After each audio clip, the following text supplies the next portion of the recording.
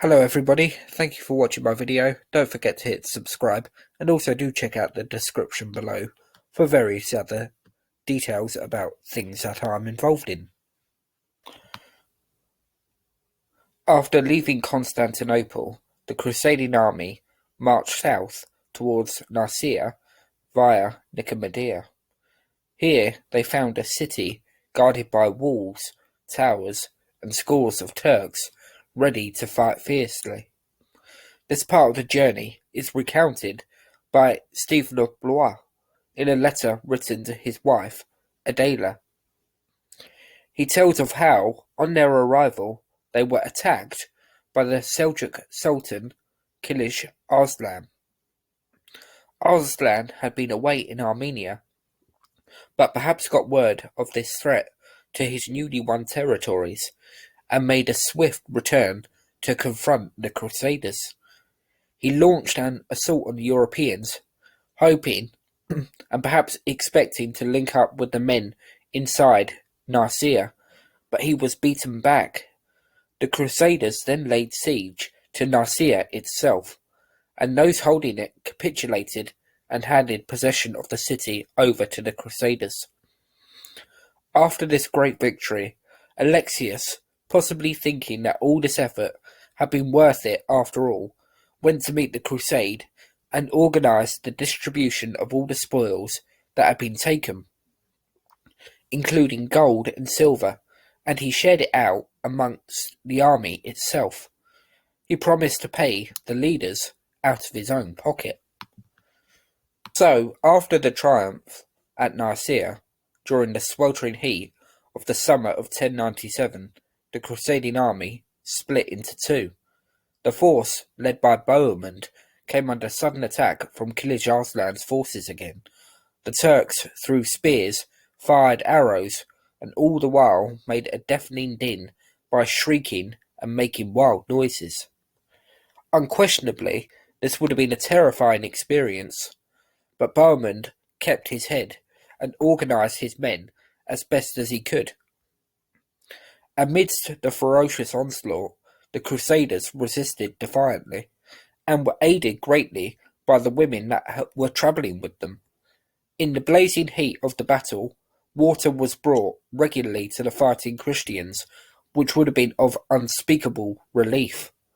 But Bohemond knew if they were to come out of this dire situation, then he needed help, and messages were sent to Godfrey of Bouillon and the others to make haste to Doré-l'Homme.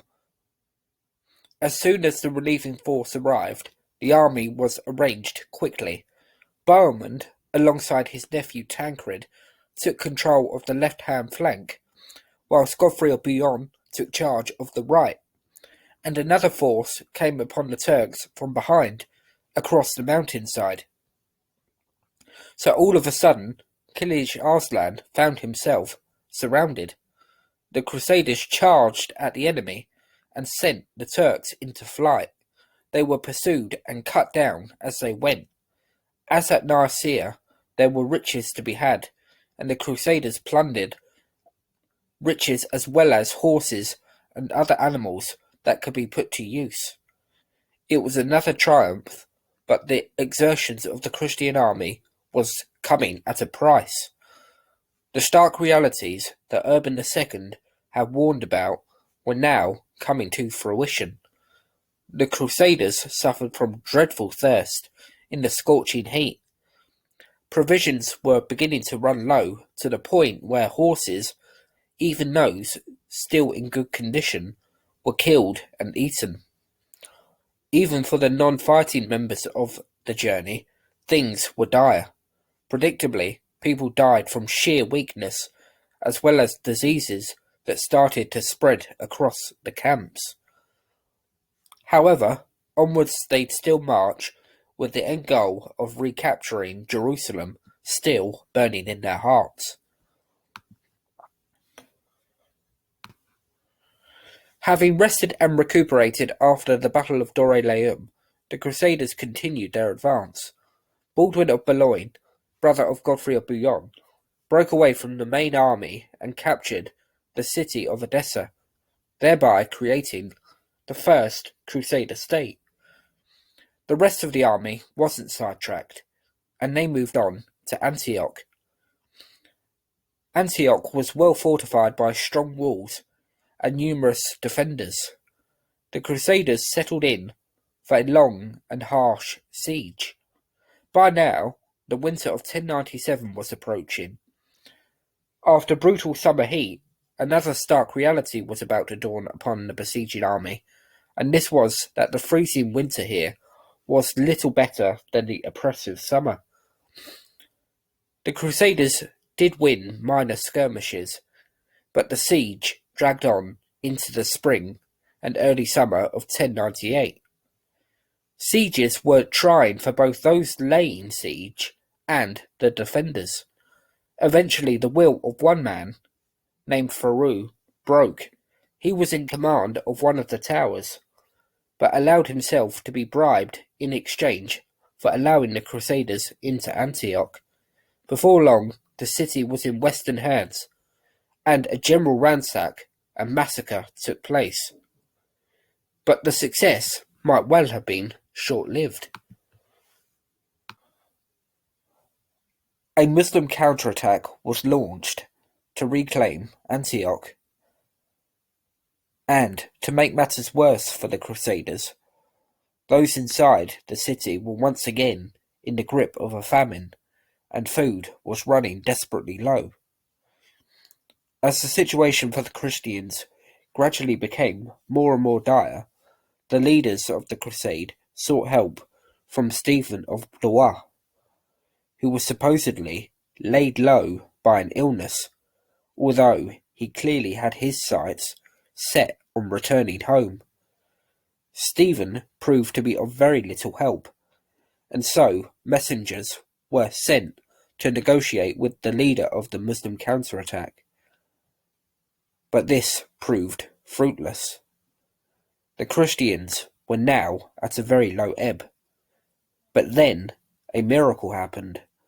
The Holy Lance, supposedly used to pierce the side of Jesus Christ when he was crucified, was discovered. This had been inspired by the visions of one crusader named Peter Bartholomew, which had led him to the site of the holy relic. When the lance was discovered, there was great joy. Hymns were sung, offerings made, and the Crusaders took great heart. Not everybody was convinced by these events, and Bohemond was one of those sceptical, and he was right to be so. The lance was nothing more than a spear that had been thrown at the Crusaders by one of the Turks, and Peter himself had picked it up and made it look like it was a holy lance. It was, I think it's safe to say, a well thought out trick on Peter's behalf. Not only did he earn handsomely out of it, he had been offered gold and fine clothes for supposedly discovering this relic, but he inspired his fellow soldiers to fight on with more determination than ever, and in the first week of July, the Crusaders marched out of Antioch, accompanied by the supposed Holy Lance, and they faced the Turks head-on. The Turks tried to deceive the Crusaders by spreading their men as far and wide as possible, but by now the Crusaders were more than used to their tricks, and the Crusaders forced their enemy into flight. Left behind was the Turks' camp, as well as hundreds of prisoners of war.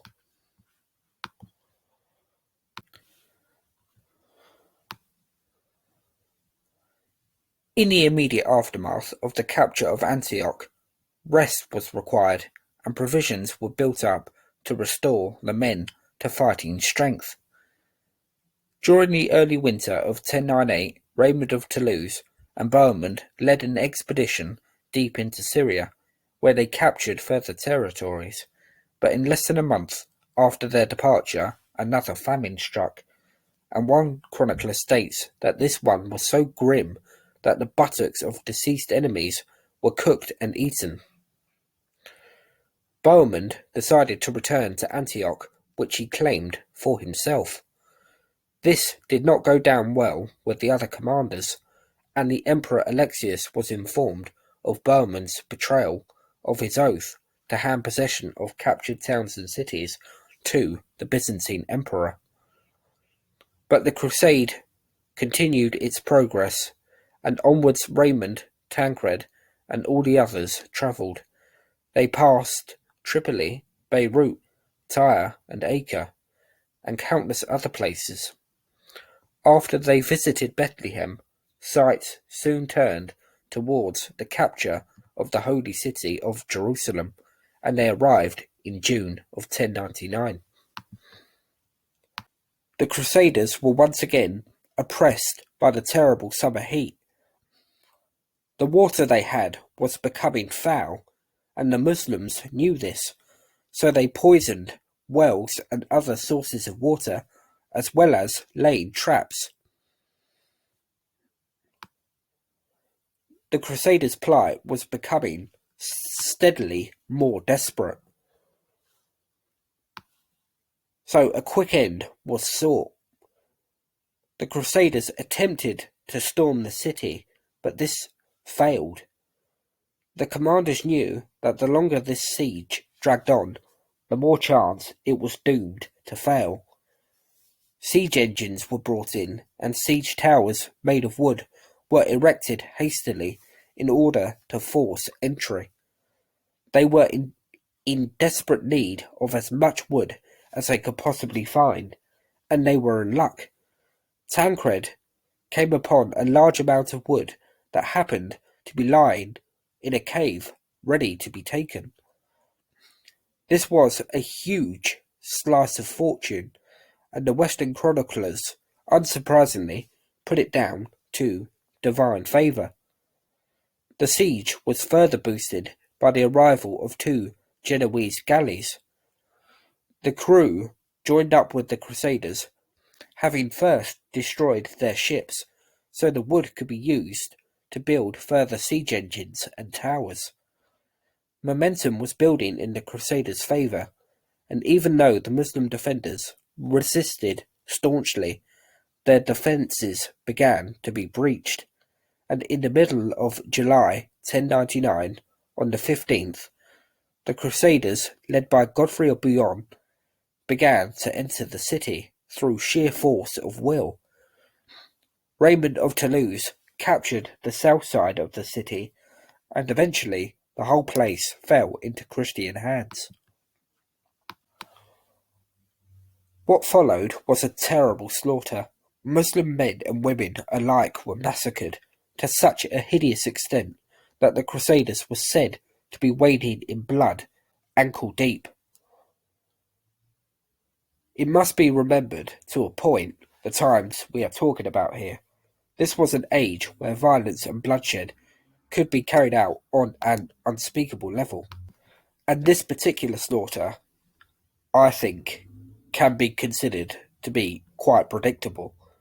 By this point, the Crusaders had travelled long, dangerous journeys, separated from friends and family at home. They had suffered famines, terrible thirst, blazing heat, and freezing cold. They had fought in fierce battles, laid siege, been besieged, and lived in fear of ambushes. When they finally captured Jerusalem, mercy and pity would not have been the first thing on their minds. However, I will not excuse them from their cruelties either. From the start of the Crusade back in Europe to the successful conclusion, innocent blood of people from different religions and backgrounds had been shed. The young and old had been murdered alike. This crusade was undoubtedly driven through religious devotion, but this same religiosity also fueled the worst aspects of humanity. As we shall discover in my videos on later crusades, it's no good either pointing the finger of blame at one religion over the other, because both sides would prove to be guilty as the centuries wear on. And there was one final irony with this first crusade. A letter was sent to Rome to inform the papacy of this supposedly glorious moment in the history of Christianity. But it wasn't Urban II who received the letter. The man who had instigated this extraordinary expedition had died months before Jerusalem had been captured.